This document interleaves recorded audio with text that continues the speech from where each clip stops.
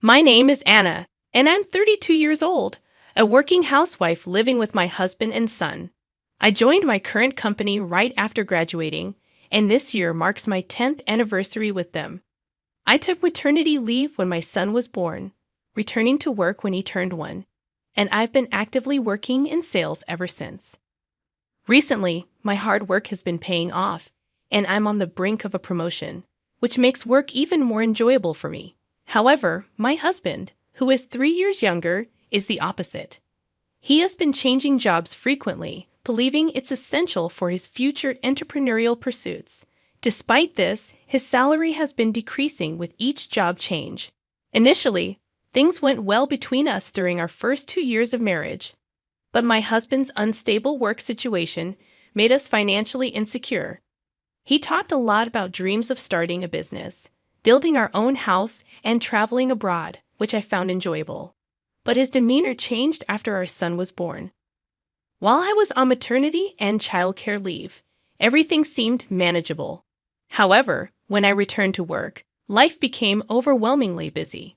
I was responsible for preparing breakfast, dropping our child off at daycare, working full-time, picking up our child, stopping at the supermarket, and preparing dinner, all with little time to catch my breath. Despite my busy schedule, my husband ignored my efforts. He refused to help with daycare drop-offs or pickups, fearing what others might think of him having too much time on his hands. Despite my attempts to explain that modern fathers are involved in childcare, he remained adamant. I worked tirelessly, managing household chores, childcare, and work responsibilities, all for the sake of my family. Unfortunately, my husband's father was the only one who understood and supported me. But he was working far away. My mother-in-law, a traditional housewife, didn't appreciate my decision to continue working after giving birth and sided with her son. It was clear she felt frustrated by my professional success compared to her son's frequent job changes and lack of success. This situation left me feeling unsupported and misunderstood within my own family. Every time I encountered my mother-in-law, she would make cutting remarks, suggesting that I should prioritize my roles as a wife and mother over my career. It seemed she couldn't comprehend that we couldn't sustain our lifestyle solely on my husband's income. As time went on, her comments became more pointed, implying it was unfortunate to leave our child in daycare so late or suggesting I should quit my job altogether. Perhaps due to my father-in-law's prolonged absence for work, my mother-in-law had ample free time. She would casually drop by our house, make her critical remarks, and then leave. Dealing with her constant blame was mentally taxing, and I had nearly resigned myself to not being understood by people with old-fashioned perspectives like hers. However, it turned out that my husband was also affected by my success at work. When I shared news of my accomplishments and pay raise, his response was lackluster, barely acknowledging my achievements. Instead, he began making remarks like, "Don't get too full of yourself just because you earn a bit more than me. What's the point of my daily grind?" Enduring the combined criticism from both my husband and mother-in-law became unbearable, and I started to regret my marriage. To make matters worse, my husband started arriving home later and later, sometimes well past midnight, despite working at a factory with standard business hours. When I questioned him about these late nights, he would simply claim he was working and become defensive when pressed for details, shutting down any further discussion. Then came the incident that I had missed noticing. One evening, my mother-in-law unexpectedly showed up at our house, as she often did unannounced. However, that day was particularly difficult for me. I had stayed up late preparing a lunchbox for my son's sports day at daycare, feeling exhausted and wanting an early rest, especially with an important business negotiation scheduled for the next day. My son, worn out from the sports day, had already fallen asleep in his room by the time my mother-in-law arrived. As my exhausted body moved towards the kitchen to serve tea to my unexpected guest, my husband suddenly grabbed my arm tightly, surprising me. He insisted that he would take care of it, a rare offer considering he seldom cooked or helped around the house, especially when I was tired. I assumed he was merely trying to impress his mother with this uncharacteristic gesture and attempted to brush it off. but he wouldn't release my arm. Forcefully, he directed me to sit on the sofa, raising his voice to emphasize that I needed to rest. I was perplexed by his abrupt actions. If my husband served the tea, I knew my mother-in-law would criticize me for not fulfilling my role as a hostess. To my surprise, my mother-in-law intervened, urging me to sit down while she smiled kindly. As they exchanged these unexpected pleasantries, my husband began preparing the tea in the kitchen. Their behavior was so out of character that I couldn't help but feel something was amiss. When my husband returned with the tea, smiling warmly, I observed him closely. It seemed like he kept glancing at me, and my mother-in-law appeared unusually fidgety. I sensed there was more to this situation than met the eye. As I reached for the teacup, I realized my husband was up to something. Their sudden change in demeanor was too orchestrated to be genuine. Determined not to play along with their scheme, I decided to take charge. I casually mentioned that we might have some tea sweets in the fridge that my mother-in-law would enjoy. Normally, my husband wouldn't bother with tea sweets for guests, but today was different. He seemed momentarily puzzled but quickly headed back to the kitchen at my suggestion. My mother-in-law, echoing my sentiments, expressed concern about the inconvenience they were causing. They both retreated to the kitchen, seizing the opportunity I had created. When my husband returned, I finally lifted the teacup to my lips. As we engaged in idle conversation, sharing videos of the day's sports festival, I noticed my husband and mother-in-law observing me with unnatural interest.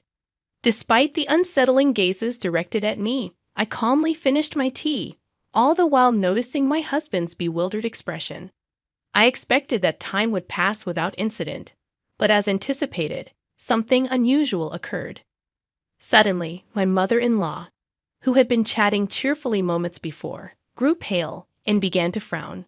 Abruptly standing, she clutched her stomach and rushed out of the living room towards the bathroom. I couldn't help but smirk. I had suspected as much. Glancing at my husband, I noticed his shock and wide eyes. After giving me a brief glare, he hurriedly followed my mother-in-law, banging on the bathroom door and calling out anxiously. Meanwhile, I could hear my mother-in-law moaning in pain from inside the bathroom, though her words were indistinct. However, I had a strong inkling of what was happening. After a few tense minutes, my husband returned to the living room, leaving my mother-in-law still in the bathroom. His face was pale, his lips pressed tightly together. Seizing the moment, I calmly addressed him. "It seems the tea you prepared had quite a dangerous ingredient, doesn't it? So, it's really your fault after all." His eyes widened in shock as he retorted, "You suspected me? You're the worst wife." Amused by his absurd accusation, I replied, "You're the one who initiated this whole thing. The tea you brewed for me was so suspicious that I simply swapped it with your mother's cup." He spat back, "You're the worst." I couldn't contain my laughter at his feeble argument. I had sensed something was awry when I noticed a strange powder residue in the teacup he served. Upon closer inspection, it confirmed my suspicions. If you were someone who regularly made tea, I wouldn't have suspected a thing.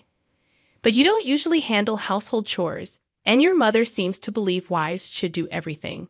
I couldn't fathom that they had conspired to actually give me a break.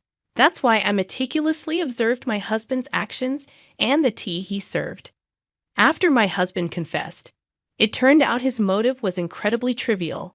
Aware of my important business negotiation the next day, he and my mother-in-law had schemed to sabotage my work. Had their plan succeeded, I might have been forced to cancel the negotiation due to illness or endure embarrassing consequences during the meeting. It was a despicable act, jeopardizing my reputation at the company. Even so, putting foreign substances in someone's drink was undeniably criminal. It's bewildering why my husband and mother-in-law went to such lengths against me, but it's simply pathetic. My husband confessed everything and then threatened to claim damages from me if anything happened to his mother. Huh? What are you talking about? You're the one who should pay the damages, don't you think so? I retorted with a snort. I had suspected my husband of having an affair for some time. Despite claiming to work late or being busy even on his days off, he showed little interest in our family and spent most of his time on his smartphone. So I hired an investigator, and as I expected, he was indeed having an affair. He had met a young woman at a matchmaking event, lied about starting his own company, and began dating her. The woman, fresh out of school and naive, fell for his lies. Later, my husband justified his actions by claiming he needed to regain his confidence by dating a younger woman, likely boasting about his future CEO status. Seeing my husband freeze and turn pale when I confronted him about his affair, I decided it was time for a divorce. "Let's get a divorce. You'll have to pay child support," I told him, and he reluctantly agreed. Then he had the audacity to demand half of my secret savings after the divorce. "Why do I have to hand over my assets to you?" I asked incredulously. "Money saved before marriage is not subject to property division. Most of that savings is from when I was single," I explained. Upon hearing this, my husband was disappointed. I then made it clear that he couldn't take any furniture or appliances from our home, all purchased with my money, and the house was rented in my name. As my mother-in-law emerged from the bathroom, I informed her that I would be reporting the incident to my father-in-law. She pleaded with me to keep it a secret from her son, but I ignored her and contacted my father-in-law immediately. He was furious and demanded a divorce from my mother-in-law. Meanwhile, my husband finally realized the gravity of his situation upon learning he wouldn't receive any property division. He pleaded with me, kneeling and crying, but it was too late to change my mind. I hired a lawyer and successfully divorced him, ensuring I received child support. Due to his low income, he ended up with a substantial debt. Moreover, both he and my mother-in-law were convicted of assault for the laxative incident and received suspended sentences, tarnishing their records. His mistress also lost affection for him, and now he works tirelessly to pay off debts, leading a miserable life. My mother-in-law, abandoned by my father-in-law, faced the consequences of her actions. Despite the challenges, I was promoted to leader of the sales team thanks to a successful negotiation. I moved out with my son and now live happily in a new apartment. Although my first marriage ended in failure, I am determined to balance work and parenting and seize happiness from now on.